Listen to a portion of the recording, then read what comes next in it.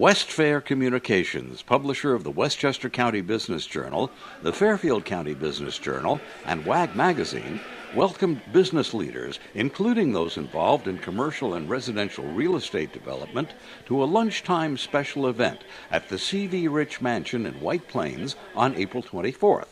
It was called The Next Generation Live, Work, Play Developments.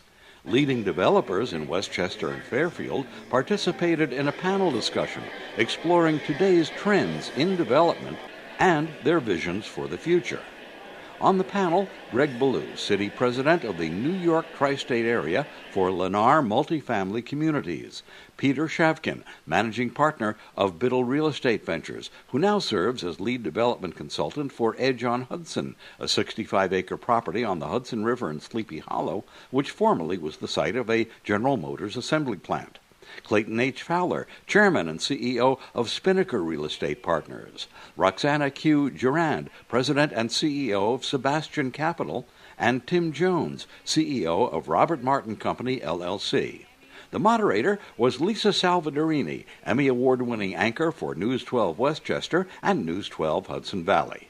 Knowing that I was doing this, I did take an unofficial poll of all of the millennials in my office, and I asked them, what do they want to have when they're going to be, putting their roots down in Westchester or wherever, and they talked about transportation technology and trendy things to do in the community, and that was making them stay so that they wouldn't go to a Brooklyn or to a Manhattan, so that we can keep them here in Westchester. So Greg, we'll start with you, and if you can kind of work your way down the table, talk a little bit about how you're going to keep those millennials in Westchester and Fairfield County, their short attention spans, and what your company's doing to do that. I think I'd almost flip the question and say, what are we going to do to draw people out of Brooklyn and New York City and bring them up here?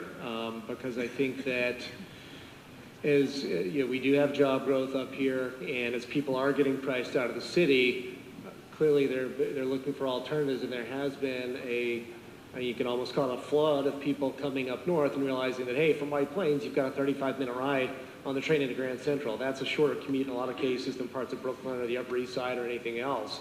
So in a lot of ways, what we're doing is we're trying to design a product that's going to be appealing from somebody that's been living in Brooklyn or the Lower East Side or Long Island City or whatever, and amenitizing it in such a way that they don't feel like they're giving up that much. They're getting a better lifestyle. They have a lower rent check every month. In a lot of cases, they're saving enough to make a car payment or whatever else. Westchester County has the bones. It has the transportation infrastructure. It has the scenic location. It has the school systems to really propel it through the next couple of real estate cycles. I think the recipe for those of us who are going to succeed it's one location, find things that are near or on rail, and then it's two, the live and then the play. It's give this cohort of people a reason to want to be here. And I think in addition to everything that we already have out here, they want to be able to walk to bars and restaurants and walk to the train station. And so I think that the special sauce is finding a way to integrate all of those. And a great case study is Edge on Hudson in Sleepy Hollow. It's going to have 1,200 residential units, a mix of townhomes, condos, and rentals with retail, a hotel, 16 acres of parkland that will be brand new that we're developing on the Hudson River, and it's walkable to the train station. It still starts with location. You have to have a place that people, generally speaking, want to live in, or can be made into one of those places. And it's a process. So we generally do a lot of pioneering, where we may be the first building into an area, and that presents challenges because to make a place where people want to live, it is about density, it is about critical mass, and that takes a while to develop. I mean, Greg, he's going to do 800 units one place. Well, that's critical mass all by itself, but he's got deep pocketbooks, remember? And so you really have to start with location. We're kind of focusing in Fairfield County primarily train stations. That's really the location. So it does start with transportation and location. We think we can make villages out of these little transit-oriented spots. So we have 4 or 5 transit-oriented developments right now. all along Metro North. That is the lifeblood to Lower Fairfield County.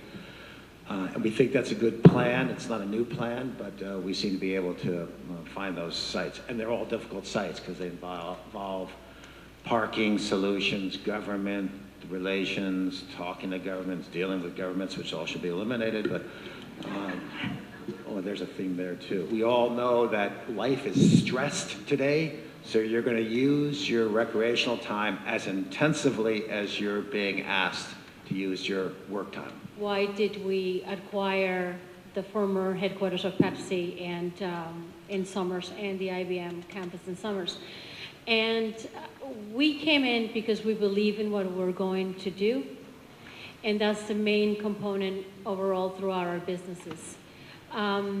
Westchester has presented its challenges as like any other market would, but we think that we've been very grateful to the locals in Somers, their support, and seeing my vision that some people say like you're crazy, but I've come to show them that it could be done.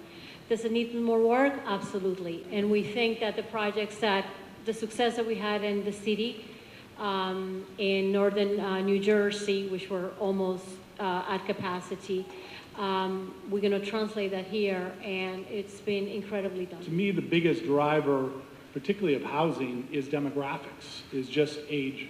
And what we have today is we have a kind of a barbell of demographics. We have a millennial generation that's very large, and we have an empty nester generation that's very large, and in between we have this very small, whatever you want to call them, Generation X.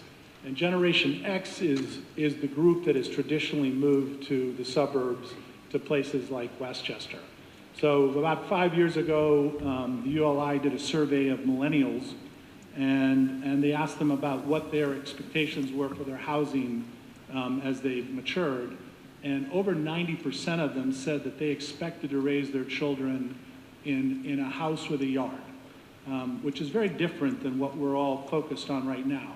I'd say the millennials are still kind of in, I don't know if they're middle innings or early innings.